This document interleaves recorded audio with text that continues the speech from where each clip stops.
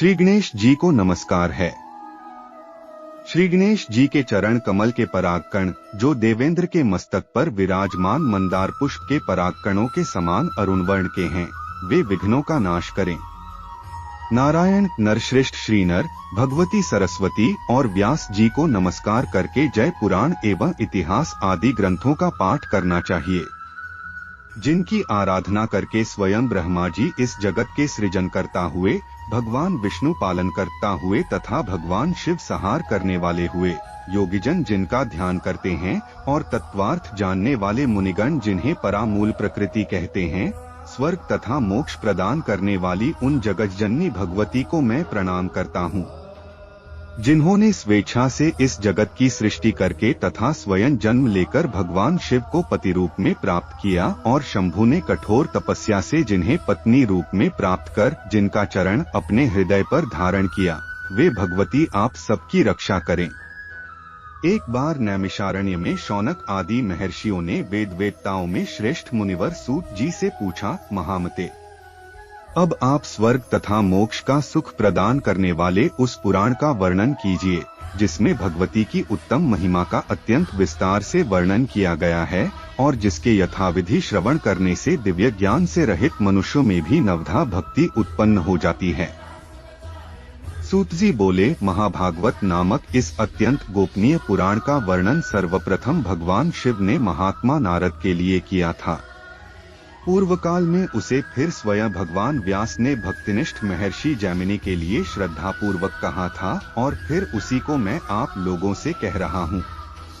इसे प्रयत्न पूर्वक गोपनीय रखना चाहिए तथा कभी भी प्रकट नहीं करना चाहिए। इसके श्रवण करने तथा पाठ करने में द्विज को जो पुण्य प्राप्त होता है, भगवान शिव भी 100 वर्षों में उस पुण्य का वर्णन करने में समर्थ नहीं है, तो फिर मैं उसका वर्णन कैसे कर पाऊंगा, क्योंकि वह पुण्य असीम है। यह सुनकर सभी ऋषिगण विस्मित एवं अत्यंत हर्षित हुए। उन श्रेष्ठ मुनियों ने वेदवेत्ताओं में श्रेष्ठ सूत जी से पुनः कहा। ऋषिगण बोले, मुनिवर, जिस तरह से वह श्रेष्ठ पुराण इस पृथ्वी लोक में प्रकाशित हुआ, आप कृपा करके इसका यथार्थ रूप में वर्णन कीजिए। सूत जी बोले, समस्त धर्म शास्त्रों के वक्ता, सभी वेदविदों में श्रेष्ठ, धर्मज्ञ, ज्ञान संपन्न, महान बुद्धि वाले महामुनि भगवान महर्षि व्यास जी 18 पुराणों की रचना करने पर भी किसी प्रकार से संतुष्ट नहीं हुए। उन्हें चिंता हुई कि यह महापुराण परम श्रेष्ठ है, जिससे बढ़कर दूसरा कुछ भी इस पृथ्वी तल पर नहीं है। भगवती का परम तत्व तथा विस्तृत महात्म्य इसमें विद्यमान है। देवी तत्व से अनभिज्ञ मैं इसका वर्णन कैसे कर सकूंगा, सा सोचकर उनके मन में बड़ा क्षोभ हुआ। महाज्ञानी महेश्वर शिव जिनके तत्व को भली भांति नहीं जानते हैं, जिनके परम तत्व को जान पाना अत्यंत कठिन है, सा विचार कर परम बुद्धिमान तथा दुर्गा भक्तिपरायण व्यास जी ने हिमालय पर्वत पर जाकर कठोर तपस्या की। उनकी तपस्या से प्रसन्न होकर भक्तों से स्नेह रखने वाली भगवती शर्वाणी ने अदृश्य रूप से आकाश में स्थित होकर उनसे यह वचन कहा, महामुने, जहाँ ब्रह्मलोक में समस्त श्रुतियाँ विद्यमान थीं, आप वहाँ पर जाइए। वहाँ आप मेरे संपूर्ण परम तत्व को जान लेंगे। वहाँ श्रुतियों के द्वारा मेरी स्तुति किए जाने पर मैं प्रकट होऊंगी और आपकी जो भी अभिलाषा होगी उसे पूर्ण करूंगी। तदंतर भगवती की आकाशवाणी सुनकर महर्षि व्यास जी ब्रह्मलोक गए। वहां उन्होंने वेदों को प्रणाम करके पूछा, अविनाशी ब्रह्मपद क्या है? विनय से नम्र महर्षि का यह वचन सुनकर एक एक करके सभी वेदों ने तत्काल मुनिश्रेष्ठ व्यास जी से कहा। ऋग्वेद ने कहा, सभी प्राणी जिनके भीतर स्थित हैं और जिनसे संपूर्ण जगत प्रकट होता है तथा जिन्हें परम तत्व कहा गया है, वे साक्षात स्वयं भगवती ही हैं। यजुर्वेद ने कहा, सभी प्रकार के यज्ञों से जिनकी आराधना की जाती है, जिसके साक्षात हम प्रमाण हैं, वे एकमात्र भगवती ही हैं। सामवेद ने कहा, जो इस समग्र जगत को धारण करती हैं तथा योगीजन जिनका चिंतन करते हैं और जिनसे यह विश्व प्रकाशित है, वे एकमात्र भगवती दुर्गा ही इस जगत में व्याप्त हैं। अथर्ववेद ने कहा, भगवती के कृपा पात्र लोग भक्ति पूर्वक जिन देवेश्वरी का दर्शन करते हैं, उन्हीं भगवती दुर्गा को लोग परम ब्रह्मा कहते हैं। सूत जी बोले, वेदों का यह कथन सुनकर सत्यवती पुत्र व्यास जी ने निश्चित रूप से मान लिया कि भगवती दुर्गा ही परम ब्रह्मा है। सा कहकर उन वेदों ने महामुनि व्यास जी से पुनः कहा, जैसा हम लोगों ने कहा है वैसा हम प्रत्यक्ष दिखाएंगे। सा कहकर सभी श्रुतियां सच्चिदानंद विग्रह वाली शुद्ध स्वरूपा तथा सर्वदेवमयी परमेश्वरी का स्तवन करने लगी। वेदों ने कहा, दुर्गे आप संपूर्ण जगत पर कृपा कीजिए। परमे आपने ही अपने गुणों के द्वारा स्वेच्छानुसार सृष्टि आदि तीनों कार्यों के निमित्त ब्रह्मा आदि तीनों देवों की रचना की है, इसलिए इस जगत में आपको रचने वाला कोई भी नहीं है। माता, आपके दुर्गम गुणों का वर्णन करने में इस लोक में भला कौन समर्थ हो सकता है। भगवान विष्णु आपकी आराधना के प्रभाव से ही दुर्जय दैत्यों को युद्ध स्थल में मारकर तीनों लोकों की रक्षा करते हैं। भगवान शिव ने भी अपने हृदय पर आपका चरण धारण कर तीनों लोकों का विनाश करने वाले कालकूट विष का पान कर लिया था। तीनों लोकों की रक्षा करने वाली अंबिके, हम आपके चरित्र का वर्णन कैसे कर सकते हैं, जो अपने गुणों से माया के द्वारा इस लोक में साकार परम पुरुष के देह स्वरूप को धारण करती हैं और जो पराशक्ति ज्ञान तथा क्रिया शक्ति के रूप में प्रतिष्ठित हैं।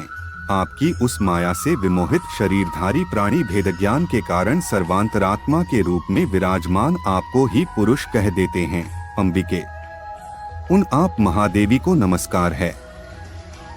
स्त्री पुरुष रूप प्रमुख उपाधि समूहों से रहित जो परब्रह्म है, उसमें जगत सृष्टि के निमित्त सर्वप्रथम सृजन की जो इच्छा हुई वह स्वयं आपकी ही शक्ति से हुई और वह पराशक्ति भी स्त्री पुरुष रूप दो मूर्तियों में आपकी शक्ति से ही विभक्त हुई है। इस कारण वह परब्रह्म भी मायामय शक्ति स्वरूप ही है। जिस प्रकार जल से उत्पन्न ओले आदि को देखकर मान्यजनों को यह जल ही है सा ध्रुव निश्चय होता है, उसी प्रकार ब्रह्मा से ही उत्पन्न इस समस्त जगत को देखकर यह शक्त्यात्मक ब्रह्मा ही है सा मन में विचार होता है और पुनः परात्पर परब्रह्म में जो पुरुष बुद्धि है वह भी शक्ति स्वरूप ही है सा निश्चित होता है।